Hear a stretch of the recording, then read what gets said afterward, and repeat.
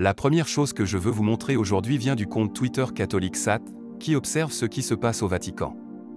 CatholiqueSat a une précision remarquable dans ses observations. Le pape François, à l'occasion de la solennité des Saints Pierre et Paul, nous a donné quelques paroles de sagesse qui évoquent un fort sentiment d'amour et d'unité. CatholiqueSat a cité les paroles du pape François, qui à son tour citait Saint Paul, « Ce n'est plus moi qui vis, mais le Christ vit en moi ». Cependant, le pape a précisé que cela ne doit pas conduire à une religiosité consolatrice et introspective. Il y a trop de mouvements dans l'Église aujourd'hui qui proposent cela, mais ce n'est pas la bonne spiritualité. Cette citation fait évidemment référence aux traditionalistes et aux personnes souvent qualifiées de rigides. Le message du pape est clair, il nous invite à dépasser une vision limitée de la foi, en promouvant une spiritualité qui nous dépasse et qui embrasse toute la communauté chrétienne. Il s'agit d'un thème récurrent du pontificat du pape François, qui souligne souvent l'importance de la miséricorde, de l'ouverture et du dialogue au sein de l'Église. Andrea Cionci, un Italien qui est à l'avant-garde du mouvement affirmant que la démission de Benoît XVI n'est pas valide, a soumis une lettre ouverte au Vatican lui demandant d'enquêter sur la démission de Benoît XVI. Il existe différents courants dans ce mouvement, mais Cionci est certainement une figure de proue. Il a adressé une demande formelle de reconnaissance de la nullité de l'abdication du pape Benoît XVI au tribunal de l'État de la Cité du Vatican. C'est un argument que je ne soutiens pas personnellement, je ne suis pas contre l'idée, mais je pense qu'il y a de nombreux aspects à considérer et que l'Église devra décider avec son autorité à l'avenir. Cette démarche pourrait en fait amorcer un processus de clarification de la question, même si demander au groupe actuel de personnes au Vatican d'enquêter sur ces questions pourrait être extrêmement contre-productif. Cependant, au moins, la question entre dans les archives publiques et pourrait être le germe de quelque chose qui pourrait être abordé dans 10 ou 20 ans par un meilleur pape. Le tribunal de l'État de la Cité du Vatican a fait preuve d'une indépendance considérable par rapport au Vatican dans certains domaines, annulant des décisions qu'il pouvait annuler. Rappelons que lorsque le pape François veut dicter quelque chose, le tribunal du Vatican a peu de marge de manœuvre, mais il est arrivé que le tribunal annule des décisions liées à des questions administratives et à des violations du droit canonique par des fonctionnaires de niveau inférieur. Cette pétition pourrait donc donner des résultats. Voici ce qu'a à dire Andrea Cionci, 11 années de doute, d'affrontements et de disputes sur la légitimité de la dernière succession papale, c'est peut-être trop.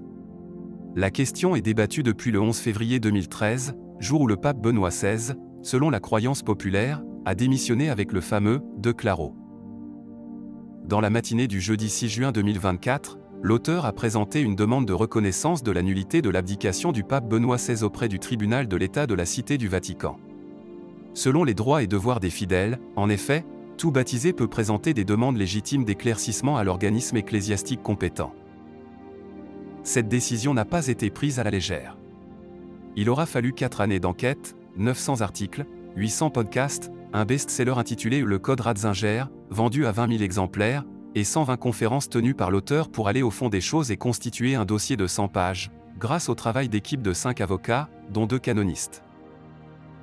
Dès le début, le professeur de droit canonique Don Stefano Violi, dans le numéro de février 2013 de la Revue théologique de Lugano, avait soulevé des objections quant à l'absence de renonciation au munus pétrinien, comme l'exige le canon 332.2 pour l'abdication du pape.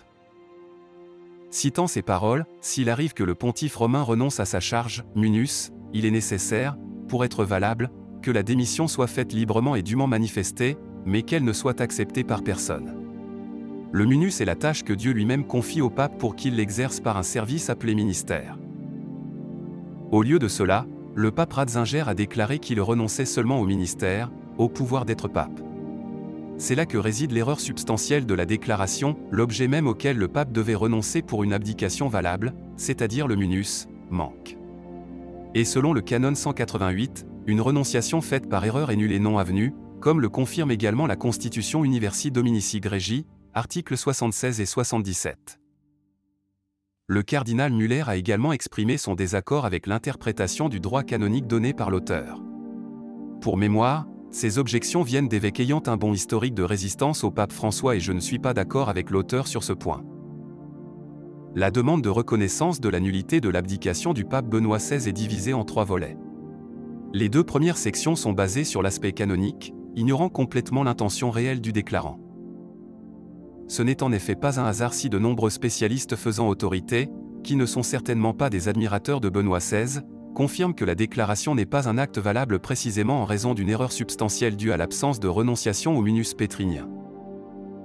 Ils attribuent cette erreur aux idées prétendument modernistes de Ratzinger sur la papauté, mais sur le plan juridique, ni la raison ni l'intention pour laquelle le pape Benoît XVI a présenté une abdication invalide ne sont pertinentes. C'est un peu compliqué, mais il existe un certain nombre de catholiques traditionalistes plutôt radicaux qui comprennent ces problèmes et qui n'étaient pas fans de Benoît, le considérant comme un moderniste pas très différent de François. Eux aussi conviennent que sa renonciation était invalide pour ces raisons canoniques avancées par l'auteur. Ces gens ne sont pas du tout favorables à Benoît, ce sont des gens qui, une fois de plus, voient une continuité bien plus grande entre François et Benoît que la plupart des catholiques ne veulent l'admettre. Par exemple, avant l'encyclique du pape François sur l'environnement, le pape Benoît XVI était surnommé le « pape vert ». J'ai dans ma bibliothèque un livre intitulé « Le pape vert », qui traite de Benoît XVI et de toutes les questions liées à l'écologie. En revanche, l'explication de ce qu'a réellement fait Benoît XVI est incluse dans la 3e section. Le pape allemand n'avait jamais eu l'intention d'abdiquer, mais avait simplement déclaré autre chose, et ce pour des raisons d'urgence dramatique. En fait, il n'y a qu'un seul cas où le pape peut perdre le ministère tout en maintenant le munus, c'est celui d'un siège totalement empêché. Comme l'illustre le canon 412, cela se produit lorsque le pape est prisonnier, confiné, exilé sans liberté de communiquer même par lettre. Pour simplifier, c'est un peu comme lorsqu'une personne est en prison, elle garde son permis de conduire, le titre qui lui permet de conduire, mais elle ne peut pas conduire de véhicule. La 3e section reconstitue comment le pape Benoît XVI, acculé par des ennemis internes et externes et après avoir très probablement subi une tentative d'empoisonnement au somnifère en mars 2012 lors de son voyage apostolique à Cuba, a sécurisé l'Église en convoquant un conclave illicite le 1er mars 2013, même si le pape n'était ni décédé ni abdiqué. Si le pape n'a pas abdiqué mais en est empêché, le conclave qui suit est nul et non avenu, élisant un antipape, c'est-à-dire un pape non canoniquement élu. C'est une expression intéressante, un pape élu non canoniquement. Le seul autre endroit où j'ai vu cette phrase est dans la prophétie de saint François d'Assise, qui décrit l'arrivée d'un pape non canoniquement élu qui serait un destructeur et non un unificateur. Faites-en ce que vous voulez. Comme cela s'est déjà produit avec les 40 antipapes qui se sont succédés dans l'histoire de l'Église, en moyenne 1 pour 8 papes légitimes, tout ce que Bergoglio a dit ou fait doit être annulé, et le prochain conclave doit être composé uniquement de personnalités désignées. Cardinaux authentiques avant 2013, sous peine de l'élection d'un autre antipape. Dans un tel cas, lorsqu'il n'y aura plus au moins 3 cardinaux authentiques de moins de 80 ans pour former un conclave légitime, l'Église catholique telle que nous la connaissons prendra fin. Après tout, cette demande est également dans l'intérêt de François, s'il n'a rien à cacher, une procédure judiciaire régulière ne fera que dissiper les doutes sur sa légitimité et devrait donc être encouragée par lui. Si la requête était rejetée, ce serait un aveu de culpabilité de la part de Bergoglio lui-même et une preuve dramatique que le système judiciaire du Vatican n'est plus indépendant du pouvoir législatif. Il ne resterait plus qu'à se tourner vers les cardinaux d'avant 2013, à qui, en novembre 2023, l'auteur avait déjà envoyé 11 500 signatures de pétition. Les vrais cardinaux seraient tenus d'intervenir sur la base de l'article 3 de l'Universi Dominici Gregi, qui leur impose le devoir de protéger les droits du siège apostolique et de ne pas les abandonner, ni même d'éviter la dissidence. En l'absence de réponse de leur part, la force des choses a dû, au bout de 6 mois, s'adresser au tribunal pénal, avec des millions de fidèles dans le doute, dont beaucoup ont été suspendus, excommuniés et escroqués à cause de cette affaire. Une déclaration ecclésiastique définitive conformément aux lois de l'Église ne peut plus être différée. Pour discuter de ce sujet et d'autres sujets, les prochaines réunions auront lieu à Milan, Savone et Turin. C'est tout. Si vous avez aimé la vidéo, commentez et Amen. Que Dieu te bénisse.